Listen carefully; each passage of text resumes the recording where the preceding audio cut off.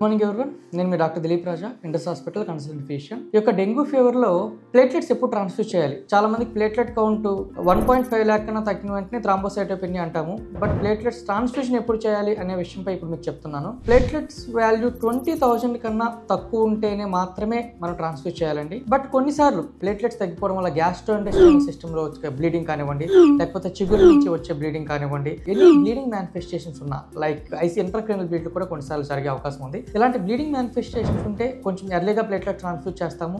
Otherwise 20,000 or less ఉంటే తప్ప dengue difference స్టేజ్లో వన్స్ ఎప్పుడైతే ప్లేట్లెట్స్ తగ్గడం స్టార్ట్ అయిందో ఆ రోజు నుంచి వారం రోజుల్లో ప్లేట్లెట్స్ కౌంట్ కంప్లీట్గా నార్మల్ అవుతుంది. సో అన్లెస్ అంటిల్ ఎలాంటి ట్రాన్స్ఫ్యూజన్ మనం చేయాల్సిన అవసరం ఉండక్కర్లేదు. At the same time single donor platelets అని, ర్యాండమ్ డోనర్ ప్లేట్లెట్స్ అని దొరుకుతూ ఉంటాయి.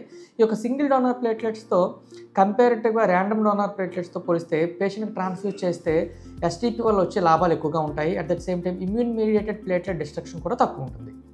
Thank you very much.